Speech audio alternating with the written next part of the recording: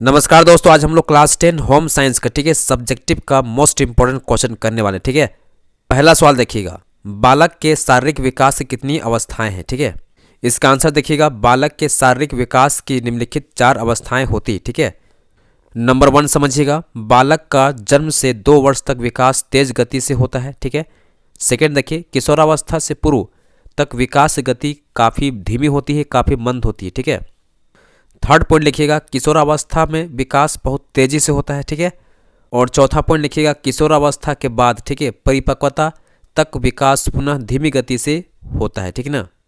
Next question देखिएगा, क्रंदन ध्वनि यानी क्राइंग क्या होती है। ठीक है, इसका आंसर देखिएगा, बच्चों द्वारा रोने को क्रंदन कहते हैं। ठीक है, जो बच्चा रोता है ना उसको क्या बोलते हैं, क्रंदन कहा जाता है। ठीक है, बालक जो होता है भूख हो गया, डर से, पेट दर्द हो गया, ठीक है, अधिक प्रकाश हो गया, अधिक अंधेरा आदि होने पर क्रंदन करता है और रोता है। ठीक है, अगला सवाल देखिएगा, विकास को प्रभावित करने वाले 2 कारकों के नाम बताएं। ठीक है, इसका आंसर देखिए, 2 कारक है, आनुवांशिकता और वातावरण। ठीक है ना।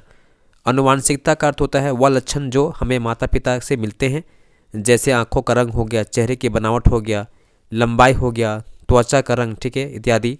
वातावरण का अर्थ है हमारे आसपास का वातावरण। ठीक है, यह दोनों ही कारक विकास महत्वपूर्ण है। उदाहरण के लिए यदि बच्चा गूंगा पैदा होता है ना, ठीक, तो वातावरण चाहे कितना भी अच्छा क्यों ना हो, ठीक है, बच्चे को बोलना नहीं सिखा सकता। ठीक है, आगे समझिएगा, दूसरी तरफ अगर बच्चा बोल सकता है पर उसका वातावरण ऐसा है कि जिसमें कोई भी उससे बोलता नहीं, ठीक है ना, उसे बोलने के लिए प्रेरित नहीं करता, तो वह बोलने की क्षमता होते हुए भी बोल नहीं पाएगा। ठीक है, सीख नहीं पाएगा। अतः व्यक्ति आनुवंशिकता और वातावरण दोनों का ही उत्पाद कहलाता है। ठीक है, क्वेश्चन देखिएगा, खेल का शारीरिक महत्व क्या है। ठीक है, इसका आंसर देखिएगा, इससे बच्चों की मांसपेशियां समुचित ढंग से विकसित होती है। इसके द्वारा बच्चों के शरीर के सभी अंगों का व्यायाम हो जाता है। ठीक है, और बच्चों का तनाव व चिड़चिड़ापन कम हो जाता है। ठीक है, खेल इसलिए बच्चों को खिलाना बहुत जरूरी है। ठीक है ना।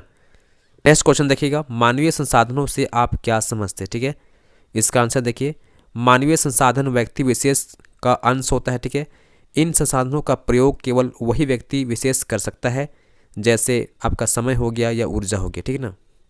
अगला सवाल देखिएगा, मानवेतर संसाधन क्या है। इसका आंसर देखिए, ये इस तरह के संसाधन है जिसका प्रयोग कोई भी व्यक्ति कर सकता है, जैसे आपका धन हो गया या भूमि हो गया इत्यादि। ठीक है, अगला सवाल देखिएगा, भविष्य निधि योजना से क्या समझते हैं या क्या अभिप्राय है। ठीक ना।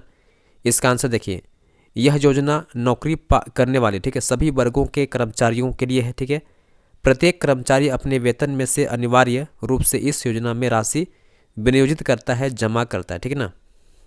अगला सवाल देखिएगा, व्यय को प्रभावित करने वाले तत्व कौन कौन से होते हैं। ठीक है, इसका पहला पॉइंट लिखिएगा, परिवार का ढांचा। ठीक है, हमारे देश में 2 प्रकार के परिवार व्यवस्था है, संयुक्त परिवार व्यवस्था तथा एकाकी परिवार व्यवस्था। ठीक है, संयुक्त परिवार में कुछ मदों जैसे कि मकान किराया हो गया, नौकर का पारिश्रमिक हो गया, भोजन, विद्युत आदि के खर्च सम्मिलित होते हैं। ठीक है, ऐसे परिवार में सम्मिलित व्यय का बोझ परिवार के सभी सदस्यों पर पड़ता है। एकाकी परिवार में सभी खर्चों का जो बोझ होता है किसी एक व्यक्ति पर पड़ता है। ठीक है, संयुक्त परिवार में एकाकी की तुलना में अधिक बचत की जा सकती है। ठीक है ना। और इसका सेकंड पॉइंट लिखिएगा, परिवार के सदस्यों की संख्या एक व्यक्ति की आय और परिवार में सदस्यों की अधिक संख्या वाली स्थिति में बचत की संभावना नहीं के बराबर होती है। ठीक है, और थर्ड पॉइंट लिखिएगा, बच्चों की संख्या, जिस परिवार में बच्चे अधिक होते हैं ना उसमें खर्चा बहुत ज़्यादा होता है, इसलिए हम कहते हैं कि कम बच्चे सुखी परिवार। ठीक है, और चौथा पॉइंट लिखिएगा, रहन सहन का स्तर। ठीक है, जिस परिवार के रहन सहन का स्तर बहुत ऊंचा होता है ना, तो वैसे परिवार में जो खर्च होगा ना ज़्यादा हो जाएगा। ठीक है, क्वेश्चन देखिएगा, उपभोक्ता की किन्हीं 2 समस्याओं का उदाहरण सहित उल्लेख करें। ठीक है ना। इसका आंसर देखिएगा, उपभोक्ता को कई समस्याओं का सामना करना पड़ सकता है। ठीक है, जैसे कि विभिन्न वस्तुओं में मिलावट, ठीक है, तथा दुकानदार द्वारा मानक बाटों का स्थान पर पत्थर आदि को बनाए बाटों का प्रयोग करना। ठीक है, खाद्य पदार्थों तथा पदार्थों पर लेबल ना लगे होना। ठीक है, जैसे सरसों के तेल में, ठीक है, आर्गेमोन के तेल का मिला होना, जैसे गैस स्टोव पर ISI का चिन्ह नहीं लगा होना। ठीक है, नेक्स्ट क्वेश्चन देखिए, FPO क्या है, यह कब लागू हुआ, इसके अंतर्गत क्या व्यवस्था की गई है। ठीक है ना। इसका आंसर देखिए, फल व सब्जियों से तैयार किए गए खाद्य पदार्थों तथा जैम, जेली, स्क्वैश, डिब्बाबंद खाद्य पदार्थ आदि की स्वच्छता, न्यूनतम मानक, ठीक है, खाद्य पदार्थों के वेस्टर्न यानी रैपर तथा उन पर लगाए जाने वाले लेबल आदि के संबंध में आवश्यक निर्देश देने के लिए भारत सरकार ने 1946 में फूड प्रोडक्ट ऑर्डर, ठीक है, PFPO की घोषणा की। ठीक है, इस नियम के अनुसार बाजार में बिक्री के लिए फल व सब्जी से खाद्य पदार्थ तैयार करने से पहले प्रत्येक निर्माता के लिए FPO, ठीक है, लाइसेंस लेना बहुत ज़रूरी होता है। ठीक है, आगे समझिएगा। FPO के अंतर्गत, ठीक है, फल तथा सब्जियों से बने खाद्य पदार्थों की किस्म के निम्न स्तर निर्धारित किए गए हैं। ठीक है, और सेकंड पॉइंट लिखेगा, कारखानों में काम करने के स्वच्छता तथा स्वास्थ्य के न्यूनतम स्तर निर्धारित किए गए हैं। और थर्ड पॉइंट लिखेगा, खाद्य पदार्थों को पैक करने तथा उसमें पात्रों पर लेबल लगाने के निर्देश दिए गए हैं। ठीक है ना। अगला सवाल देखिए, प्रोटीन कौन से तत्वों का मिश्रण होता है? ठीक है, इसका आंसर देखिए, प्रोटीन पौष्टिक तत्वों में से एक महत्वपूर्ण तत्व होता है। ठीक है ना, इसको मानवीय जीवन का आधार कहा जाता है। प्रोटीन कई प्रकार के अमीनो अम्ल के मिश्रण से बना है। ठीक है ना, यह अमीनो अम्ल हो गया, कार्बन हो गया, हाइड्रोजन, ऑक्सीजन, नाइट्रोजन और कई सल्फर के संयोग से बनते हैं। ठीक है ना।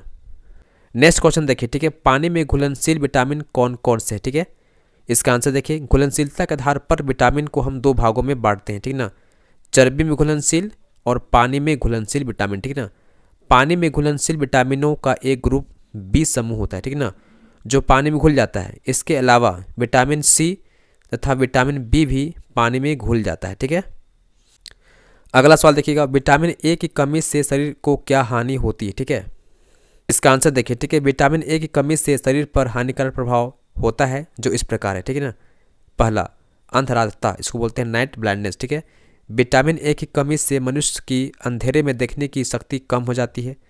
रोशनी वाले स्थान या बाहर तेज धूप से अंधेरे या अंदर कमरे में आने पर कुछ समय के लिए देखने में काफ़ी उसको दिक्कत आती है। इसकी कमी से रंगों को ठीक तरह से पहचानने में भी काफ़ी दिक्कत होती है। ठीक है ना।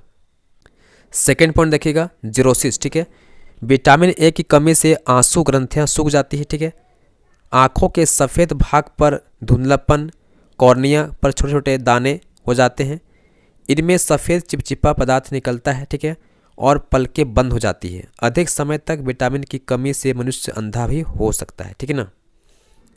इसका थर्ड पॉइंट लिखिएगा, चमड़ी का खुरदरापन। ठीक है, चौथा पॉइंट होगा प्रजनन क्रिया पर प्रभाव। ठीक है, पांचवा पॉइंट होगा गुर्दे में पथरी की संभावना। ठीक है, और छठा होगा वृद्धि में रुकावट, है ना।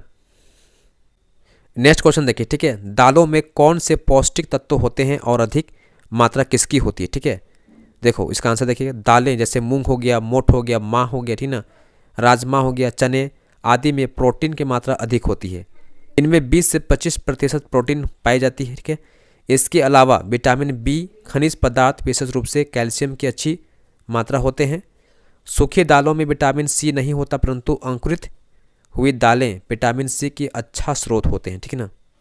नेक्स्ट क्वेश्चन देखिएगा, गर्मियों की ऋतु में भोजन जल्दी खराब हो जाता है, क्यों? ठीक है, इसका आंसर देखिए, गर्मियों की ऋतु में भोजन जल्दी खराब होने का कारण सूक्ष्म जीव होते हैं। ठीक है, गर्मियों का तापमान सूक्ष्म जीवों के बढ़ने, फूलने और एंजाइम क्रिया के लिए बहुत ज़्यादा हेल्पफुल होता है। ठीक है, अनुकूल होता है।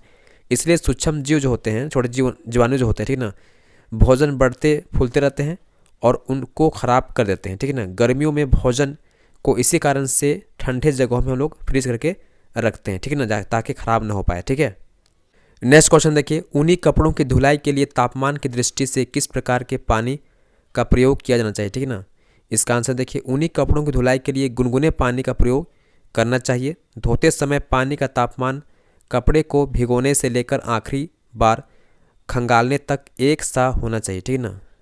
अगला सवाल देखिएगा, संक्रामक रोग होने की आशंका होने पर क्या करें? ठीक है, इसका आंसर देखिए, अपने हाथों को साफ रखें। आपको ये जानकर आश्चर्य होगा कि रोगाणु निष्क्रिय सतह पर कहीं भी कुछ मिनट से कई महीनों तक जीवित रह सकते हैं। ठीक है, इसका सेकेंड पॉइंट लिखिएगा, निजी वस्तुओं को साझा करने से बचना है आपको। ठीक है ना, आप जब भी खांसते या छींकते हो तो तब सावधान रहो। ठीक है, हाल ही में खबर आई है कि यौन संबंध हमेशा सुरक्षित रखें। ठीक है, यदि आप एक पशु प्रेमी हैं तो सावधानी बरतें। ठीक है, और स्मार्ट यात्रा के लिए मास्क का प्रयोग जरूर करें, ठीक है ना।